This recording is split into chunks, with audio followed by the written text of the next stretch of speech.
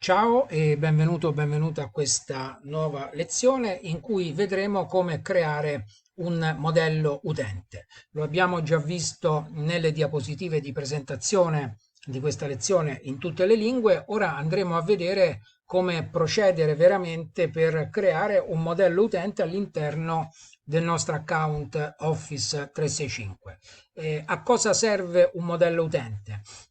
Creare un modello utente serve a risparmiare tempo, perché un domani che, soprattutto se ci troviamo in un'organizzazione dove dobbiamo andare spesso a fare dei nuovi inserimenti, un domani che dobbiamo inserire un nuovo utente, per quell'utente dovremmo andare a settare tutti i parametri, quindi ad attribuire tutte le caratteristiche che vogliamo attribuire in termini di poteri e di licenze, per farla breve in questo momento, a quella persona. Mentre se creiamo un modello utente, possiamo richiamare quel modello inserendo soltanto dei pochi dati anagrafici della persona, in modo che quella persona poi assorba tutte le caratteristiche di quel modello, essenzialmente dicevamo in termini di poteri e di licenze. E serve ovviamente anche a commettere meno errori, perché se io in quel modello ho stabilito che quelle persone, come faremo ora adesso, devono essere dei global administrator, io so perfettamente che quella persona, quando la inserisco lì dentro, avrà quei poteri, quindi non mi dovrò stare a chiedere di quali poteri andrò ad attribuire a quella persona. Ovviamente una volta dopo aver costruito un modello bisogna fare attenzione a chi ci si mette dentro, perché quando ci si mette dentro una persona bisogna avere ben chiaro che con quel modello si vanno ad attribuire dei poteri specifici a quella determinata persona. Quindi apriamo il modello, apriamo dal menu utenti la tendina, andiamo nella lista degli utenti attivi, che è l'ambiente da cui si gestiscono gli utenti, e quindi dove troviamo il pulsante anche per creare un nuovo modello utente. Quindi clicchiamo qui su aggiungi un modello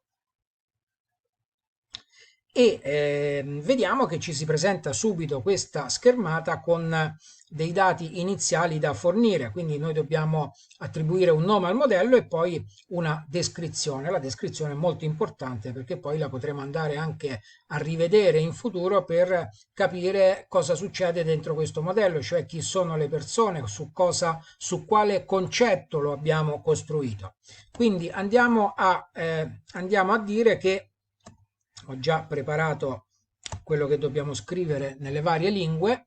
Andiamo a dire che dobbiamo costruire questo modello per i direttori, cioè ci immaginiamo sempre l'azienda che commercializza i prodotti italiani nel mondo, quella che abbiamo visto in una delle prime lezioni, e vogliamo creare un modello per i direttori, quindi di modo che domani, quando dovremo inserire un nuovo direttore per una area vendita diversa del mondo, non faremo altro che inserire pochi dati anagrafici di questa persona richiamando appunto questo modello. Dicevo che anche la descrizione è molto importante, perché domani la possiamo rivedere per capire chi abbiamo inserito dentro questo modello. Ora non mi fa scrivere oltre, perché si possono scrivere solo un determinato numero di caratteri, però in pratica qui ho scritto direttori vendite delle diverse aree del mondo, quindi è quello che identifica questo modello. Dopo aver identificato in maniera chiara il modello, possiamo cliccare su avanti, ovviamente questi dati ci rimarranno.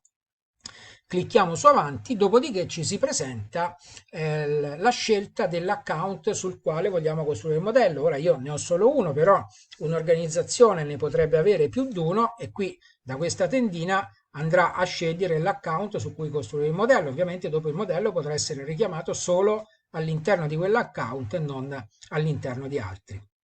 E diciamo anche di generare una password automatica quando andremo ad invitare persone su questo modello, che riceveranno la loro mail di invito e quindi potranno fare il login. Quindi clicchiamo su avanti.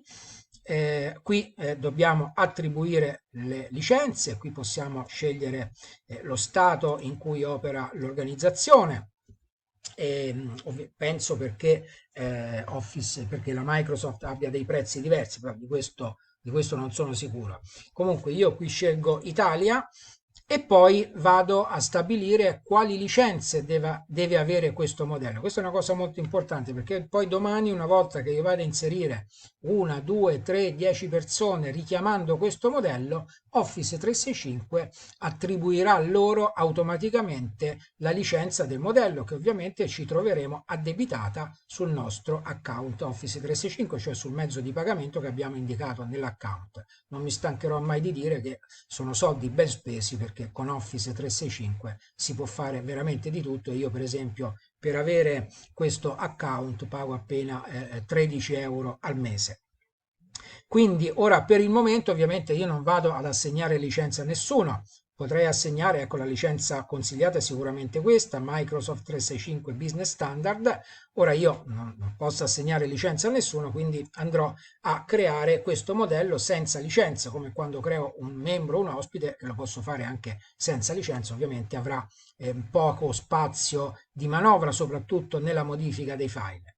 Andiamo avanti e qui posso andare a stabilire il ruolo del modello, quindi non della persona ma del modello, ruolo che poi si vedrà attribuito chiunque verrà inserito all'interno dell'organizzazione con questo modello.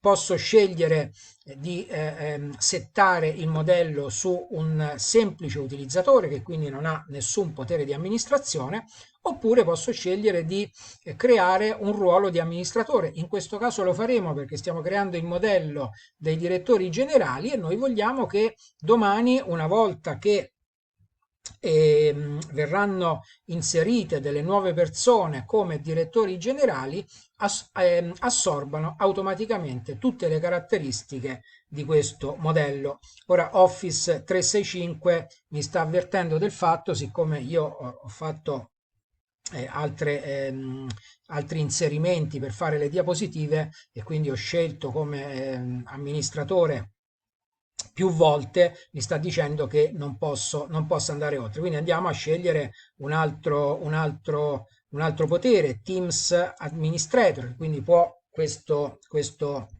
modello, chi entra a far parte di questo modello sarà Teams Administrator. Anche questo sicuramente un ruolo importante per chi fa il direttore. Ovviamente si può attribuire anche più di un potere all'interno di questo ambiente. Quindi abbiamo attribuito a questo modello il potere di SharePoint Administrator, di Teams Administrator. Andiamo avanti, da qui possiamo revisionare tutto quello che abbiamo scritto, quindi sia il titolo che la descrizione, e poi ci fa vedere che abbiamo scelto di assegnare una password automatica, la licenza che abbiamo assegnato, qui c'è scritto che non abbiamo assegnato nessuna licenza, e anche il ruolo che abbiamo stabilito all'interno di questo modello. Quindi se tutte queste informazioni ci vanno bene, che non abbiamo commesso errori rispetto a quanto avremmo voluto fare, possiamo andare a dire ok, finiamo, e quindi il modello in questo caso è stato creato e da qui posso subito andare ad aggiungere una nuova persona all'interno di questo modello. Quindi qui lo posso fare subito appena creato il modello, altrimenti dovrò andare in un momento successivo su usa modelli. Ora ho creato questo modello qui, li troverò tutti qui nella lista se ne ho creato più di uno. Ecco, questo era il modello che io avevo creato per fare le diapositive. Quindi clicco qui e qui posso subito aggiungere un nome.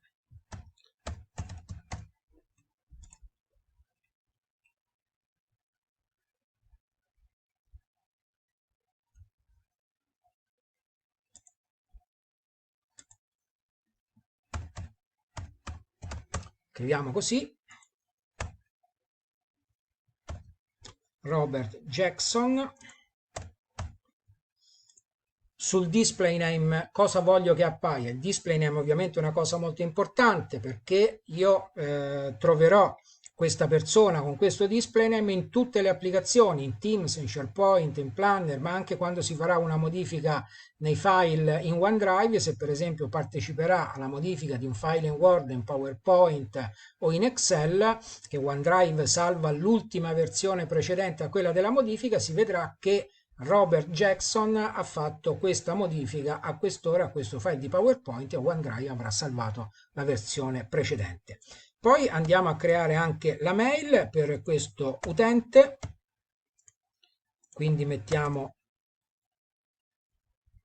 scriviamo così, questo è il dominio che lo mette automaticamente e qui magari è importante anche andare a dire General Director USA per identificarlo meglio domani quando per esempio lo andiamo a richiamare in un team di Teams o in un piano di Planner. A questo punto andiamo ad aggiungere l'utente che ovviamente automaticamente ha assorbito tutte le caratteristiche di questo modello. L'utente lo andremo a cercare nell'elenco degli utenti, ecco Robert Jackson General Director USA, da qui posso di nuovo aprire tutte le finestre di questo utente per andare a apportare delle modifiche. Quindi qui posso modificare per esempio le licenze, quindi qui non ha nessuna licenza, potrei andargli ad attribuire in un secondo momento la licenza di Microsoft 365 Business Standard. Potrò andare a gestire la mail, ora qui non ho i poteri di fare questa cosa con la licenza che ho. Comunque da qui già si possono modificare tante cose. E poi faccio anche vedere che qui non soltanto per i membri inseriti in questo modo, ma per tutti i membri posso andare direttamente a gestire le licenze, posso gestire i gruppi di appartenenza, per esempio andare a inserirlo in un gruppo di appartenenza anziché andare in quel gruppo e inserire un determinato utente, posso editare un nuovo username, posso anche cancellare l'utente. Ecco, quindi abbiamo visto come creare un modello utente che all'interno di un'organizzazione, ora io ho fatto l'esempio dei direttori generali per semplificare, ma magari i direttori generali sono anche pochi, ma sicuramente uno strumento che torna utile, molto utile quando in azienda ci sono tante persone e magari penso per esempio agli operai o penso per esempio ai tanti impiegati che può avere un'azienda, si voglia attribuire a quelle persone almeno un determinato ruolo di base, sia in termini di poteri che di licenze, e quindi lo possiamo fare molto comodamente attraverso il modello e altrettanto rapidamente. Questa lezione può finire qui e ti aspetto alla prossima lezione. Ciao!